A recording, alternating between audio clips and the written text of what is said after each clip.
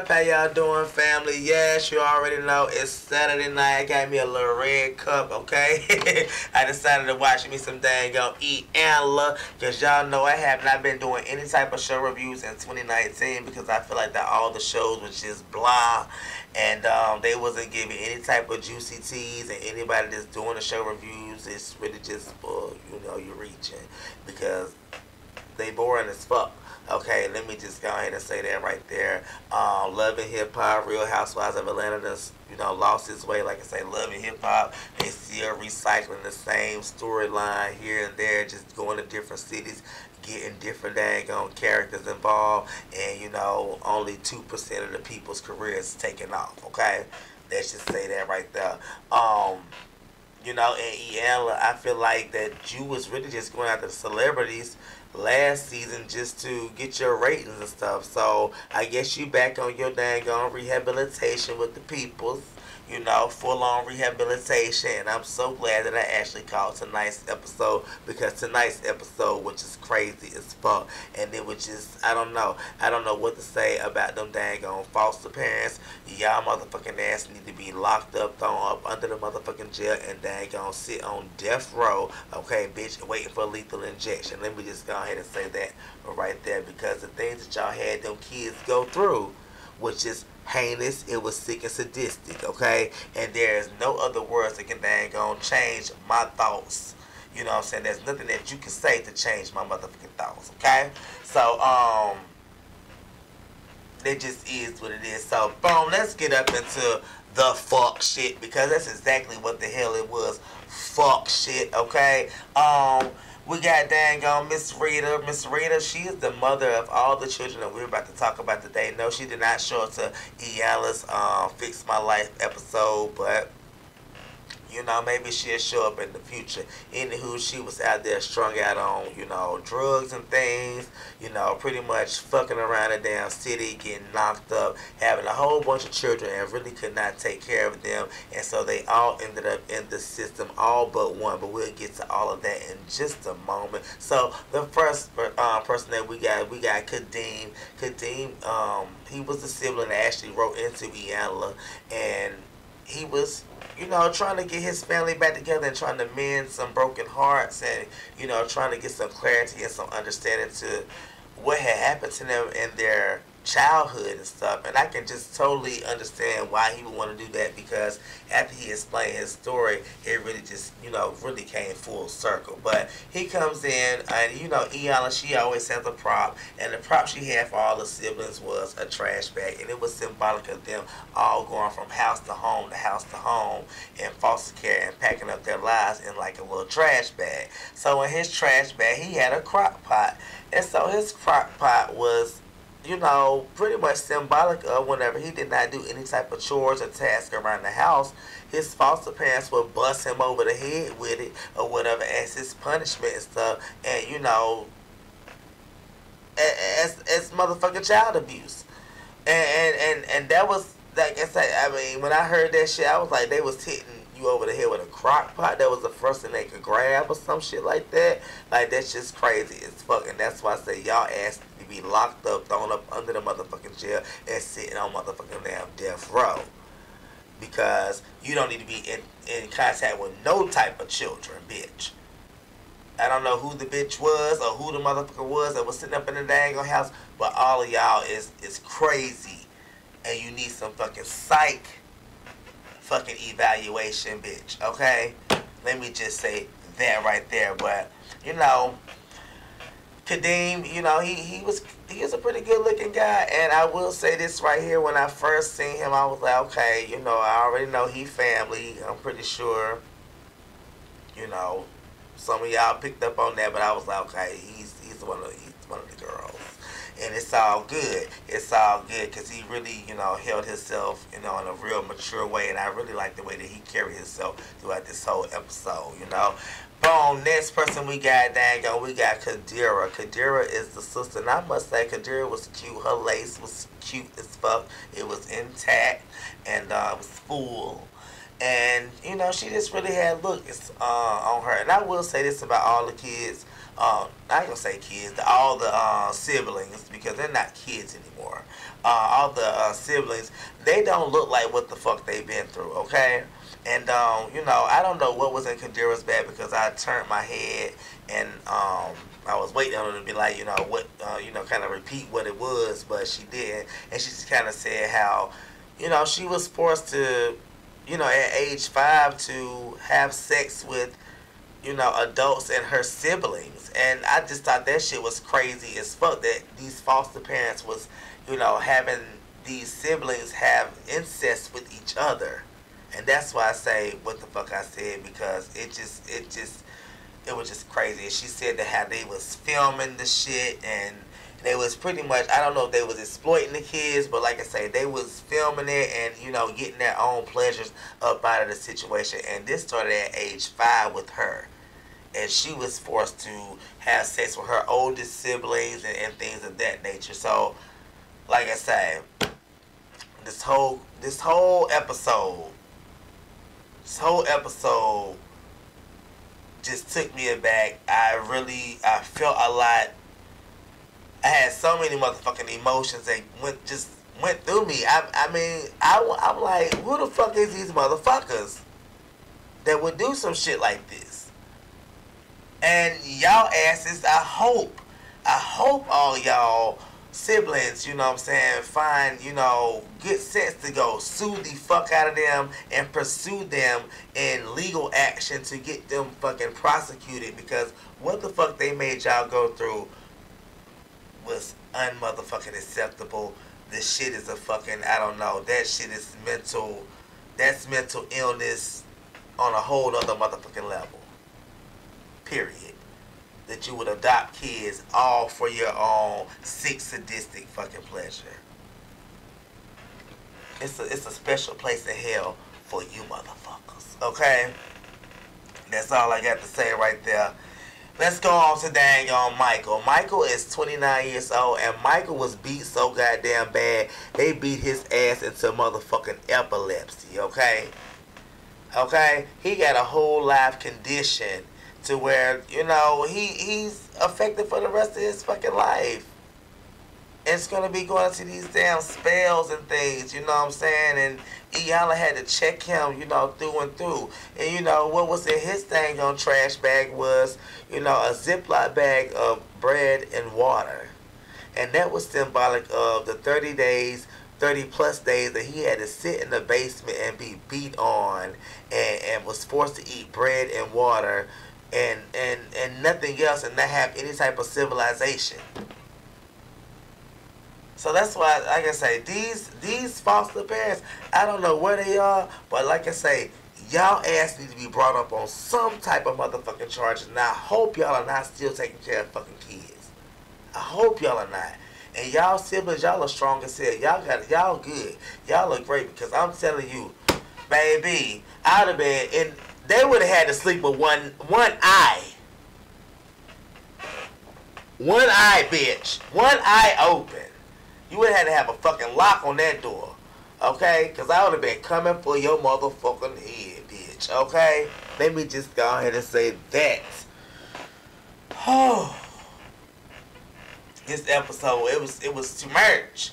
It was too much, okay? So you got dang on William. He was dang on the oldest, and he ended up being incarcerated for about 14 years. And, like I say, all of them, they was good looking. All of them was good looking. So, and, he was a light-skinned one with the little, nice little natural hair and stuff.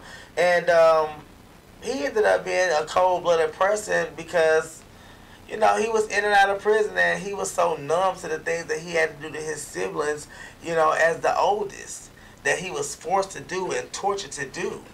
And so he hadn't really fully reconciled with himself, and like I say, he was dealing with his own shit. And like I say, throughout the whole episode, you can really see the breakdown of William and how it just kind of really affected him overall through and through. So Iyanla makes all of them, hold on, before we even get to Iyanla making all of them, we got one last sibling. I told y'all it was one more. We got Shalimar. I forgot about her. She's the sibling that Iyanla gave the tiara in her bag. So she made her put her princess crown on because, Shalimar, she ended up being given up for adoption at 4 months years old, and her grandmother got her, and she ended up staying with her grandmother. So she didn't have any type of, you know, she didn't know what it was to be in the system. She didn't know what it was, to relate to a lot of the things that her siblings had went through.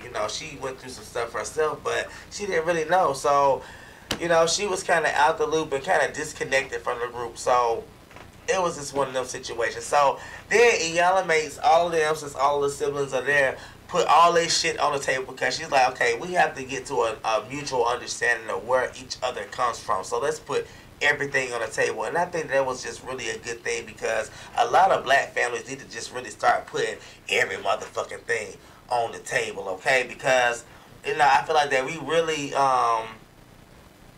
hide a bunch of shit and we don't talk about a bunch of things, and it's just a situation where if we have these open conversations about, different topics that may be touchy and stuff, instead of sweeping it up under the rug like a lot of families do, I think that people can come to a place of, maybe go through a place of anger or whatever, and then they'll eventually come to a place of healing, but the problem is, a lot of these topics and situations such as what this family is going through and a lot of other families is going through, people take that shit to the grave and they're never able to, really sit and talk about it and really express themselves openly about it because, maybe the other party is closed-minded to the situation or whatever. Like I say, we all have to be open-minded, and whenever you're having a conversation and whenever you're trying to come to a place of understanding, you have to be able to sit there and listen without any type of judgment or any type of, I would say, side eye. Okay, you know what I'm saying? Like you're looking for, something to be wrong or whatever, because, you got some people you can sit and talk and they be looking for that one little thing. You can say 1,000 things right, but you say that one motherfucking damn thing wrong, they ready to jump in and cut your damn head off. So that's what I'm saying, like, whenever we're having these discussions in the family, I think that everybody just needs to come to the table with an open mind and it can all be resolved. So I think that Iyanla telling them all to put all this shit on the table, that was genius as fuck right there, and it really just kind of opened the door for them to be able to, communicate and, have a full-on breakthrough with this situation. So let's keep going, okay? Let me give me something to drink. So, pretty much, Kadeem meets with Iyanla because he's the one who wrote to her, and he starts talking about his mom and how he has actually no feelings towards her whatsoever, and he starts talking about some of the abuse that was going on in the foster home and how they were beaten on and everything, and how his foster parent had, sensed that he was gay at age 15 and pretty much tried to send him away so that they could beat it out of him or pray it out of him and stuff. And I was just like, that shit is crazy as fuck. That shit is crazy as fuck. If you noticed that or whatnot, you should have just been able to sit down and have a conversation. But y'all was abusing their ass from an early age, so there was no way at age 15 you was going to start turning your life around and be a motherfucking parent. Okay, so only thing y'all knew was that they ain't gonna beat and torture these kids, and so that's what you try to do. You try to go beat the gay out of them like a lot of damn people try to do. You can't beat the gay out of people. If that shit is there, that shit is there, okay? People know that shit at an early age. I don't give a damn or whatnot. You may not know what sexuality is or whatever, but you know your ass is different, and you know that you ain't the same, okay? Period. Alright? I know. Okay? You know you ain't like all the other boys, you know what I'm saying? Okay? You just know these things. And so, a lot of dang on people, they try to dang on reprimand, they try to do all types of things to change and redirect the situation, but it is what it is, you know what I'm saying? That child is going to grow up to be who he's going to be, who she is going to be, and you just have to accept that shit, you know what I'm saying? And a lot of times, people don't want to accept it, and it just ends up being a situation where people have to hide it. They have to go behind your back. And so it creates this whole effect of, like I say, the DL effect and all these different types of things. So, you know, I think that motherfucking foster parent was wrong as hell for trying to, you know, send you off for people to pray it out of you, beat it out of you and stuff like that. Like I say, let people be people, let them grow up to be who the fuck they want to be, and the world will be a much better place. Let me just go ahead and say that shit right there, okay? So, boom, let's keep moving right the fuck along, because, bitch, you was dead wrong, alright?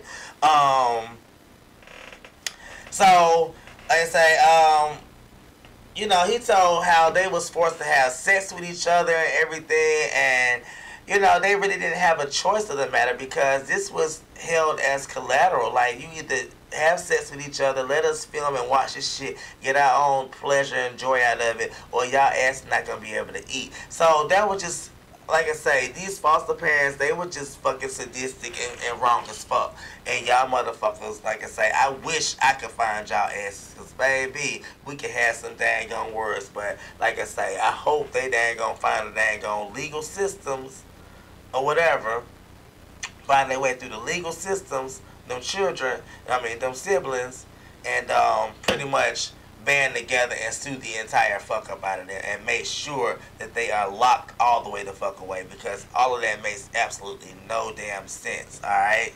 That's just shit is just strange, that shit is just weird, and y'all just got a bad pick of motherfucking foster parents, because not all foster parents are like that, okay? Not all foster parents are like that. And some of y'all that are like that, y'all motherfuckers need to get out the damn game, because y'all in that shit for the wrong reason. And y'all in that shit for the motherfucking money. And it just don't make no damn sense, okay? It don't make no sense that you would be sitting here torturing and fucking mentally fucking up these kids' heads like that. I just don't understand. Anywho, he talks about how he has, like I say, no feeling towards his mom, and if you know she was to pass away, he wouldn't really feel anything, and I can understand that, because the lady had absolutely nothing to do with his life. Like, he hadn't really even met her like that, and so how can you really have feelings for somebody that, you know, really never was there for you, you know? And he was, you know, he's saying here how he was remorseful, you know, he was like, I shouldn't be feeling like that, you know, because it's somebody that, you know, birthed me.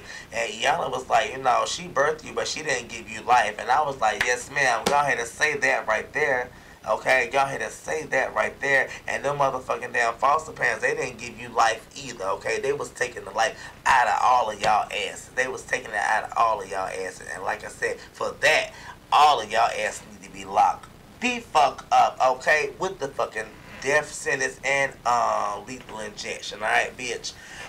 So let's keep going right along. So he talks about how, you know, he had been locked up a lot, in and out of jail, because he had been in a bunch of fights and stuff, because, you know, he was pretty much battling, you know, he was fighting other people's battles, because, you know, he had to fight his whole life a little bit, and you know, nobody was ever really there to fight for him, which is what Iyanla had pointed out, because, you know, he pretty much, he was hopeless, he was helpless in a situation, and people really exploited that, and they took advantage of him and all of his siblings, and it's just really unfortunate. The whole situation is completely unfortunate. So that's boom. Let's move right along. Dang on. Kadira, she talks about how she was starved at age 5 years old and was forced to have sex with her oldest sibling. You know, older siblings. She was forced to have sex with all of them. Michael, William, and dang on Kadeem. So, I mean, you could just only imagine her at a young age, you know, her innocence being just completely stripped from her.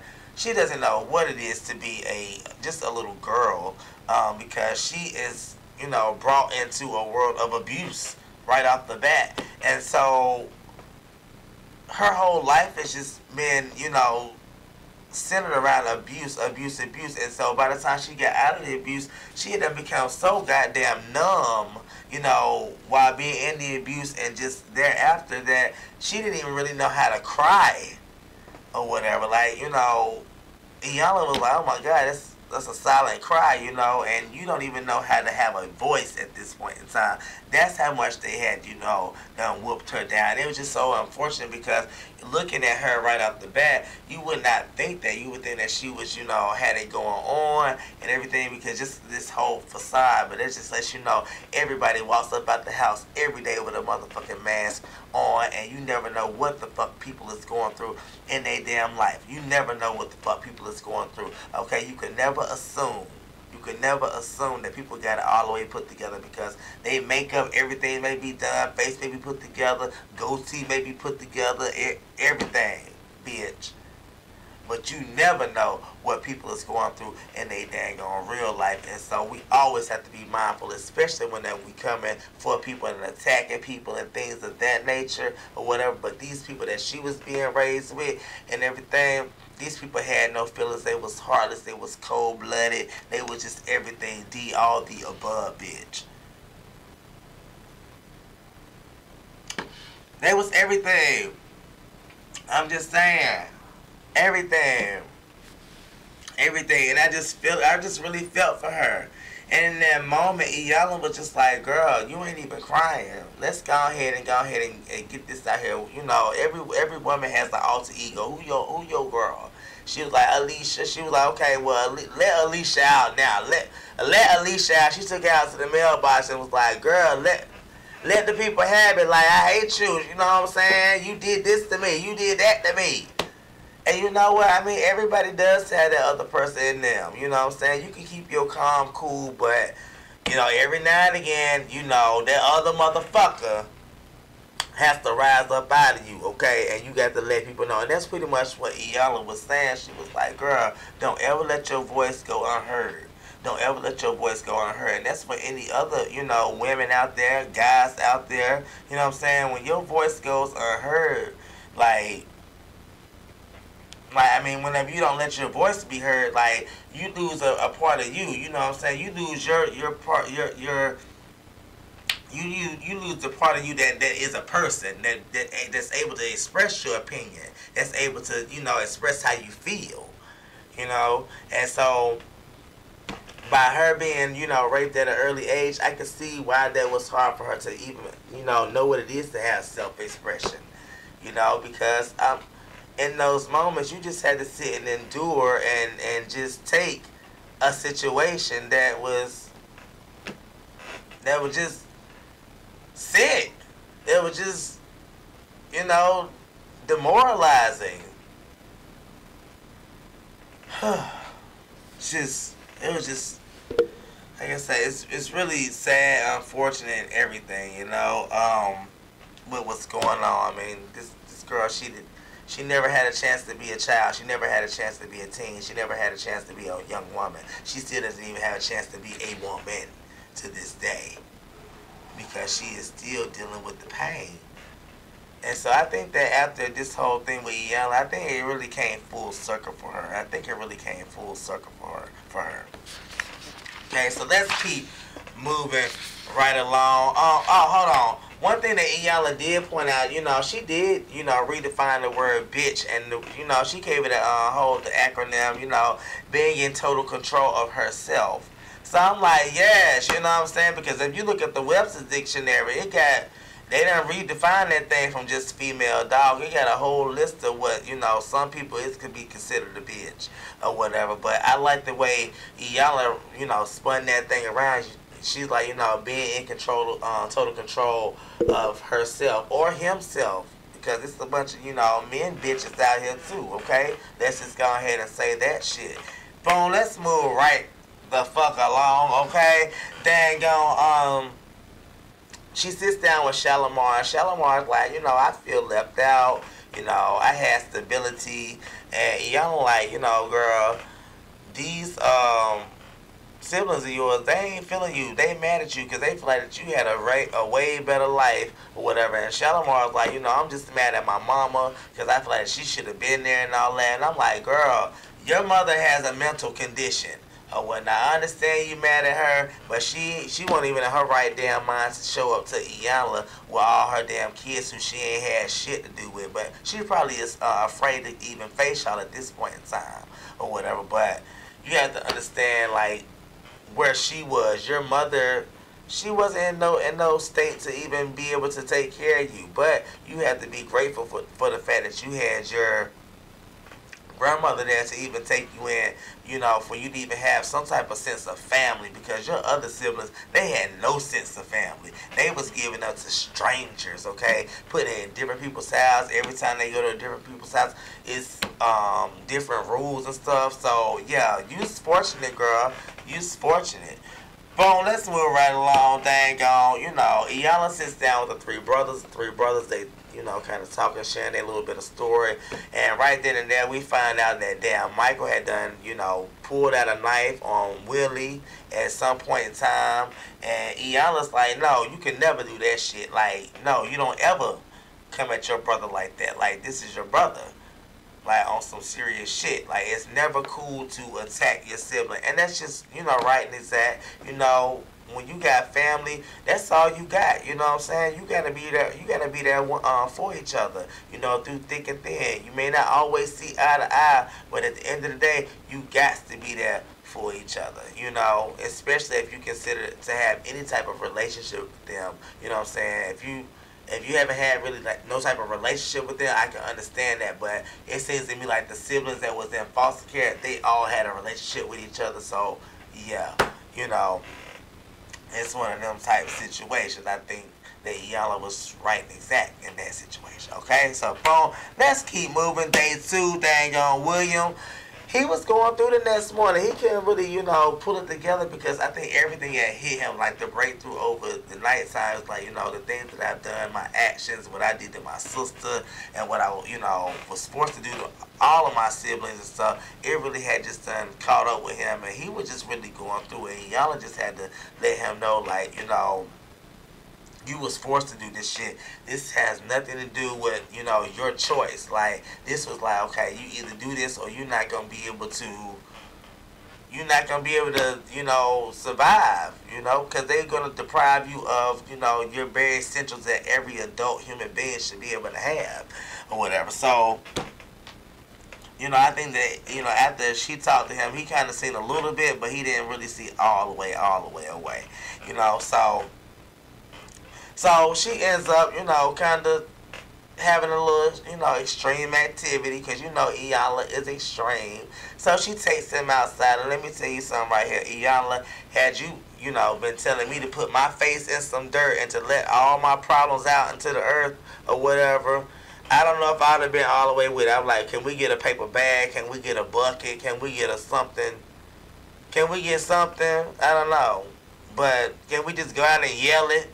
But for me to be putting my face and my good hair up in the dirt, no ma'am. And I had on some cute clothes that day, no ma'am. I would have been like, no ma'am. But I get it, you know what I'm saying? You gotta do what you gotta do for TV, honey. Get them motherfucking ratings, them the motherfucking subscriptions. Okay, girl? But for me, I'd have been like, are you serious? We would have had a whole little candid moment. You want me? And the way she was holding, get your hand up the back of my head. I don't even like nobody doing that shit, even when I'm fucking giving some head, okay? Let me just go ahead and say that shit. That might have been a little bit TMI, but I don't give a damn, okay? No, you can be putting your hand on the back of my motherfucking head, alright? Even in the motherfucking therapy situation. Boom, so let's keep going. But Michael's biggest situation, not Michael, but William's biggest situation is that he couldn't be the pillar for the family. And that was his whole get up. He couldn't be the pillar. So, Iyanla's like, you got to get over that because this is a new day and age, and now you can be the rock. You can be the person that is, the backbone of the family. And so I think that he really understood that, and like I say, it just really came full circle a little bit for him. It still had came all the way there because he was looking for that validation from his siblings, but yeah, it kind of came full circle. Excuse me, I got a dang on burp. I'm drinking this dang on drink. Whatever, y'all right here with me. Excuse me. Right. So, Iyanla, you know, where I'm at. So, boom, she gets all of them together, and they all kind of want to know why the mother couldn't be there. And, you know, Iyanla's like, y'all got to meet her where she is. You know how she always is like, and that's what you pretty much got to do. Meet people where they are. And she's like, you know, I think whenever y'all hear her story, it could mean something. So that just kind of lets me know. I think that Iyanla got something up her sleeve. I think that she done actually talked to the mama or whatever. But she's like, you know, y'all got to hear her story or whatever. So anyhow, she tells the sibling, you know, to read out what y'all homework was. So Shalimar, she gets to go on, and she tells how, you know, yeah, she might have been with, you know, her grandmother and stuff, but she was molested, and she's pissed off at her mother for that, and she wants to know why she won't there to take care of her and all that stuff right there. And so I think all the other siblings, they were shocked for the situation because they was like, they didn't think that she had even went through that. They didn't think that she had an inkling of anything of what they had went through. Even though it was a, you know, she went through that and they may have went through more, they thought that she was in just perfect care. But it just kind of lets you know, even when you think that you in perfect care of people, you know what I'm saying, things can slip through the damn cracks or whatever. You know, I don't know how her situation went down, but you know, people find time to abuse people, point blank in the motherfucking period. That's just no ifs, ands, or buts about it. And so she ended up being abused right up under her grandmother's roof, and that was, you know, she was resenting her mother for not being there to protect her, and I think all the children was resenting their mothers for not being there. At that point in time, Michael, you know, his epilepsy done kind of kicked in. He kind of goes through like an unresponsive state and stuff. Iyanla has the medic come in. They kind of get him, you know, back going, and you know, he just kind of just opens up, and I think that was his breakthrough too. He was like, you know, this is all the stuff I've been wanting to get out just all these years, and it's just been hurting me, and now I can finally just be free. And so I was just really proud of him because I think that was the first time that he really was able to state his voice, because I feel like that his voice had been going unheard for all these years. So, you know, for him to even be able to do that, it was just, I was like, yes, come through. So they was, like I say, they was getting to some motherfucking dang on shit, okay? They was getting to some motherfucking shit, okay? So even Michael, he even apologized to William for pulling out the knife and stuff, and you know, said, you know, he's sorry, and William forgave him and everything, and like I say, it was just a nice little moment at that moment. So William, he's still, you know, kind of going through his stuff because he still hasn't fully all the way came full 360, because, you know, that was one thing, you know, with Michael apologizing, them accepting and forgiving each other, but he still was, he still felt that regret and that remorse for being forced to abuse his baby sister and stuff. And he even talked about how he was beaten, locked in the basement, was forced to eat bread and water. So like I say, these foster parents, y'all was sick. Y'all was just motherfuckers. Y'all need y'all goddamn head chopped off, bitch. I'm just saying, decapitation, bitch. Alright? Let's just go ahead and put it out there. But yeah, he was just really, he was taken all the way to fuck aback. And so he just couldn't really pull it together. So at this point in time, you know, Iyanla kind of gets Kadira, and she's just like, you know, speak your truth. You know, William's trying to forgive you, and I mean, trying to, you know, apologize to you, and you know, he just wants you to forgive him. And she just really couldn't even look at him. But I think after they sat and talked and everything, she was able to come to an understanding, like, you know, these things was forced upon us. Like, this is nothing that we really wanted to do. And, you know, I think she had to come to that full-on understanding. But I had to sit and think, I'm like, at age 5 and 6 and 7 and 8, however long this shit went on, she wasn't able to really even process the fact that this was being forced upon them and what was going on with them, them being tortured and starved and everything and deprived of their very essential. So, you know, I think Iyanla did a great job of making sure that she understood and they was able to come to a level of mutual understanding. They was able to apologize and forgive each other. You know, of course they'll never forget because, I mean, who will ever forget some shit like that? But, you know, in order for them to grow or whatnot, you know, because I think they really truly do love each other, and I know they have tremendous love for each other. You know, this moment had to take place because William, he just had a lot of regret, and you could tell that, you know, Kadira had a whole lot of resentment built up in her heart for this situation. So, like I say, it was just a really great breakthrough moment for them two to actually hold hands and stuff. You could really see Michael. It just really warmed his heart as well. So, you know, Iyanla, she always has to end on a dang on good note. And, you know, she made them all sit down at the table and eat and everything. And at this point in time, this is where she granted William to be the, you know, at the head of the dang on table, where he was pretty much, you know, govern the siblings accordingly, you know, because he was the man at that point in time. So, like I say, this episode just was a lot to just take in and really unpack, and I just don't know what the fuck to even really say about those foster parents. Like I say, y'all need to go up under some psych evaluation, some mental evaluation, because y'all need meds and y'all need to be up under 24-hour supervision. Don't need to be in no type of contact with children or whatever. You need to be thrown in the motherfucking jail or whatever. Sit on damn death row or whatever and waiting for your dang on lethal injection, or better yet, electric chair, because everything that y'all made these children do has completely fucked up these children's lives, and they will never really be the same. But I really do see that these children are able to grow and go on from here. And I think this is just like the tip of the iceberg that Iyanla broke for them. And I think there's going to be more to come. It did say that they was continuing on with their whole maintaining the communication, and they could potentially, you know, have the mother, because it said the mother did reach out to the show. So that lets me know that Iyanla did have some type of communication with the daggone mother. So she is not, you know what I'm saying, just so far gone to where she's untouchable. So we're going to kind of see, is there going to be a part 2? It may come this season, it may come next season. I'm not quite so sure, but like I say, we're going to see. I'm just so happy for all the siblings. I'm glad that they was able to really come together, band together, and understand and really see each other's sides, and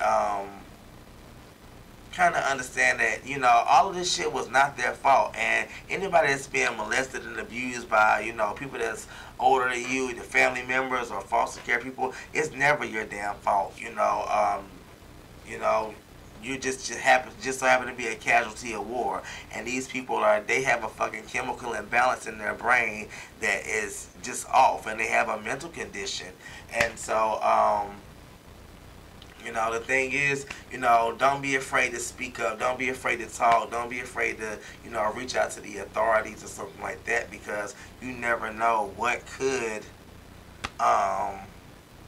you know, whose lives you could be saving. You know, you never know, you know, what could happen to that person, because, you know, that very much so you telling an adult or authority figure could be leading to that person's arrest and keeping that person from harming you again or anyone else that you may know, that you may love. So like I say, it was just a good episode of Iyanla. I'm gonna stay tuned. I think I might get back on the Iyanlas. I think this episode really got me going. Y'all let me know if y'all like this review. Let me know what y'all think about this entire episode. Like I said, I just think that shit was motherfucking crazy. I don't know. Lock their ass up and like I say, death row. Alright. I love you all. Hit that motherfucking subscribe button and bye.